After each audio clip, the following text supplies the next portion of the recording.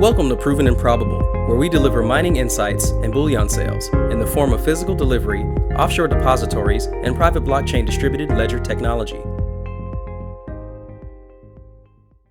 Thank you for joining us for a special four-part series entitled All About Private Placements. Joining us for a conversation is Tekoa Da Silva. He is an accomplished licensed financial advisor for Sprott USA, the preeminent name in the natural resource space.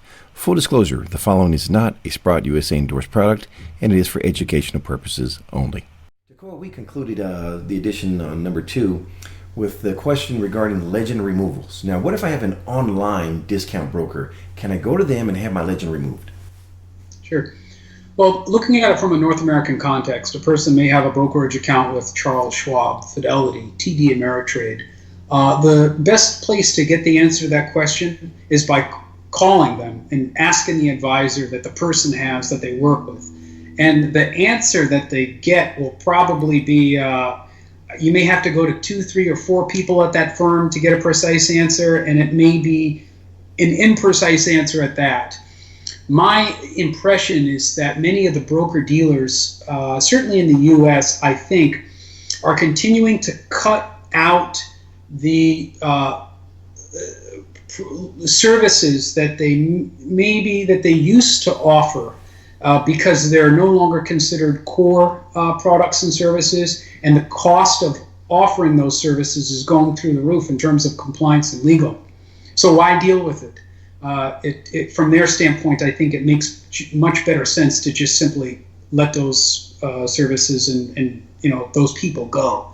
But a person can always ask, and they can always try. My observation and my discussions with a few people that have tried some of those discount online brokerage firms in the past was that it was a real runaround, sort of like spending a week at the DMV. So I've been there. Go ahead. I'm going to let you finish, and I'll interject here. Go ahead. So if someone has some time to kill and they want to, pursue that process, by all means. But my advice would be to vet out a couple firms that claim to be specialist, natural resource and private placement, capable firms, and test them out and to see how they go. But be careful with trying to do private placement activities with discount brokers. In my personal experience, the large online discount brokers, the challenge that I encountered was that, number one, they didn't like the fact that you or I participated in a private placement and it wasn't through them. That's slap on the hand, number one. Number two is you're dealing with a company predominantly based in the Toronto Stock Exchange, and they only deal with OTCs, which is not, they like to say it's the same, but it's not the same. And so one of the challenges I've experienced is that I have a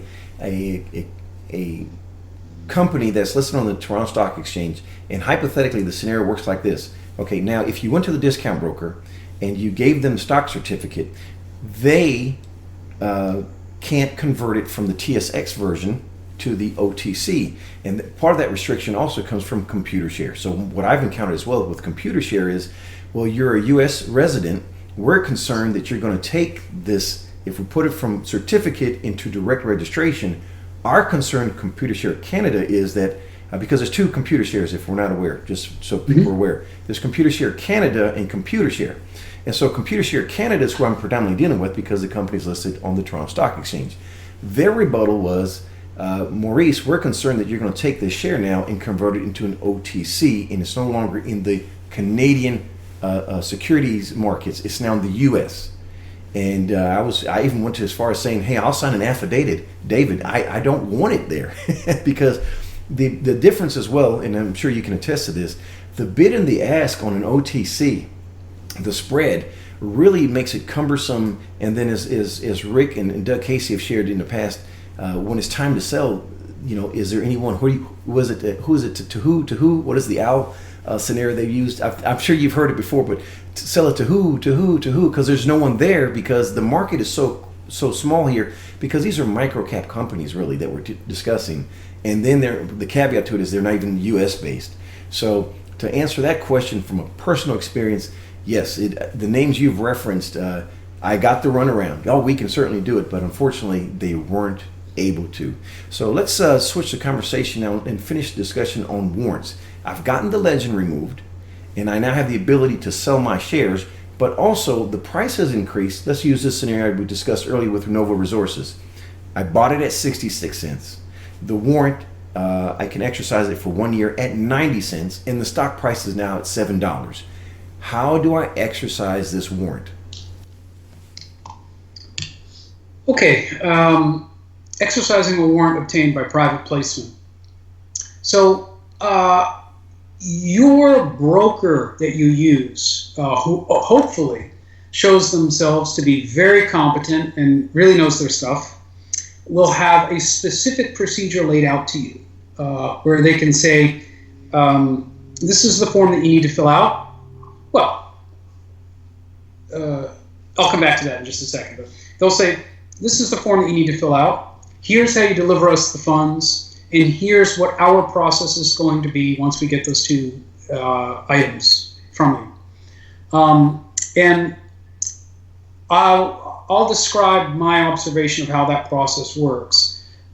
But first I'll say, if we go back to, here's the form that you need to fill out to exercise your warrant, I would say, when a person wants to participate in a private placement, they get an agreement called a subscription agreement from the issuer. It's a 30 or 40 page document. If you look at the end of that document, there's usually a page right in there. It's an appendix page usually, and it says exercise form or warrant exercise form. They'll include it right in there sometimes. And you look at it, and you basically, what you do is you write the certificate number of your warrant certificate in there, you sign it, you deliver that with the funds to the issuer. So you could do that personally, Maurice, or myself, or anybody. You can get your funds, you can send it, I guess, to the issuer by bank wire, and then send them that that warrant exercise form. You could even send them your warrant, but to be frank, I think they have I believe they have the ability to exercise your warrant without them actually having possession of the original warrant certificate, because they'll just cancel out the number once they exercise it. And so that's one way to do it. Another way to do it is if the broker, the way I laid out a second ago, if the broker says, here's how you exercise it, give us these forms, here's how you give us the cash, and then we'll take care of it for you, they would essentially be doing the same thing, using their clearing firm bank. If their clearing firm bank has your warrant certificate deposited in a vault, that just means that they'll have somebody go in there, pull out the certificate, put it with some funds, and then send it to the issuer that way. And then the issuer, they get started with their legal process, working with the transfer agent and having the stock certificate. If you're exercising the warrant to buy common shares, they'll get to work to create the stock certificate at the transfer agent. And then once that stock certificate is produced, you're back at step number one with regard to depositing traditionally, or your regular deposit process with stock certificates obtained by private placement. And your broker will have that instruction set out for you. So the transfer agent will exercise for you. They'll either drop it inside a DRS advice or the direct registration system account held at the transfer agent, or they can have the paper shipped to you directly in the mail. But either way, you want to get that back to the broker so that they can start the process of being able to prepare those common shares to be sold for you on the open market. Also remember too that when you exercise that warrant and that share certificate is produced, there's probably going to be restrictive legends on the back. That was my next question. Yeah. So this is where having a competent broker can come in handy, because the broker may say, okay, here's the warrant exercise form, but also here is the legend removal form too. Send to us the legend removal form with the warrant exercise form so that we can have the restrictive legends removed at the same time, or build it into our process to save you time. And really, when they say save you time, they really, I think in most cases they could really mean it, because saving time means saving 4 to 6 weeks. A question on time. It takes probably 2 to 3 weeks to have a warrant exercised, the process complete, and have a common stock issued. And then this whole deposit process, my experience has been that probably takes between 4 to 6 weeks to get a physical certificate deposited into a brokerage account and then cleared through the legal review process. So, 2 to 3 weeks for exercise, another 4 to 6 weeks for depositing, and depending on what the restricted legends are, that could be it, or more time could be added. And you just made me think of something. Time is of the essence. We've seen this, and I'm sure someone listening sees that there's a first tranche and a second tranche. And here's where time is of the essence, because if that stock is moving, usually you have a 4-month duration where you have to hold that stock. So when you see a good value proposition, Tekoa, you can expand on this a little further, but what are the benefits of, someone can say, well, I got into the second tranche, what's the difference? And would you allude on that, please? Well, now do you mean like if an issuer publishes a press release about a private placement and they say tranche number 1 will close on, let's say, August 1st, and then tranche number 2 will close on August 20th? Correct. Because that's a 3-week window there that you're missing out on should the stock price accelerate and should you exercise the warrant. You could be losing out on an opportunity because you never know how the stock price is going to move, and that gives you a 3-week, best way to put it, we're running a race, you're 3 weeks ahead of me on running this race, basically.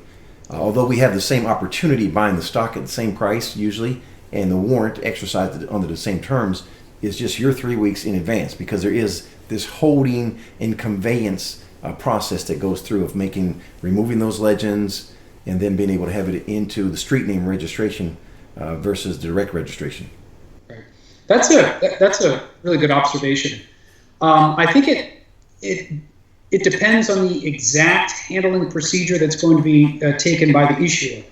If the issuer is going to issue all of these private placement of the securities at the end of the completion of both tranches, and they're all going to be issued at the same time, one probably doesn't need to be too concerned about that. But if they are having multiple issuances along the way, you're absolutely right. The date that's printed on the back of your certificate may be the date that it's issued, as well as on the back of the certificate, the restrictive legend, the 4-month hold restrictive legend. It may say that you may not be able to sell until November 20th of, let's say, 2019. Your date may actually end up being a couple weeks earlier than somebody else down the line, and you're absolutely right that there could be a few weeks of a head start that person may have on the others. So it really depends on where these date deadlines fall, and then also the handling procedure that the broker that you use is how much time they need to remove the restricted legends. So it depends on the specific circumstances of the deal. Not to digress, but when you're looking at capital structures for company, you see outstanding and fully diluted. That's where this narrative changes. Can you kind of expand on that, how that plays into it? Because the warrants have or have not been exercised along with options. Yeah, that's a really good question too. Shares outstanding versus fully diluted. A company may have 100 million shares outstanding. And if you want to do a calculation of the market cap of the company or the price for that business, if you and I were to buy that business in full today, if the shares are trading at $1 per share in the open market and there's 100 million shares, we know that the business is priced at 100 million. Now, if we run off and start making subsequent calculations using that 100 million as our reference number for the price of the business, in terms of what we're paying for what we get, without looking at something like outstanding options, outstanding warrants, we or one could run the risk of overpaying without realizing it. Because what if behind that 100 million shares outstanding, there are an additional 100 million or 200 million options or warrants that are in the money or close to being in the money? I think depending on the strike price of the stock options and of the warrants, one needs to make a determination as to what they feel is a fully diluted market cap that's appropriate to that situation. They could do a straight technical viewpoint of it and say, well, there's 200 million warrants outstanding, 100 million common shares, so let's just let's assume that all the warrants are exercised, and we'll use a 300 million market cap. A $300 million price for a business obviously is dramatically different than a $100 million price. Taking into account stock options, warrants, the exercise price for all the instruments, which are usually published within the annual reports or the MD&A, management discussion and analysis documents, is key to coming up with a responsible price for what you're paying for a business. Ladies and gentlemen, this concludes part 3 on all about private placements. If you wish to have a conversation with Mr. Da Silva, email tdasilva@sprottglobal.com. If you want to find out which private placements have our attention at Proven and Probable, simply visit ProvenAndProbable.com. Place your correspondence in the subscribe box and let us know that you are accredited. Subscription is free, and we do not share your correspondence with third parties. The information presented on Proven and Probable is provided for educational and informational purposes only, without any express or implied warranty of any kind, including warranties of accuracy, completeness, or fitness for any particular purpose. The information is not intended to be and does not constitute financial, investment, or trading advice, or any other advice. You should not make any financial, investment, or trading decision based on any of the information presented without first undertaking independent due diligence and consultation with a professional broker or competent financial advisor.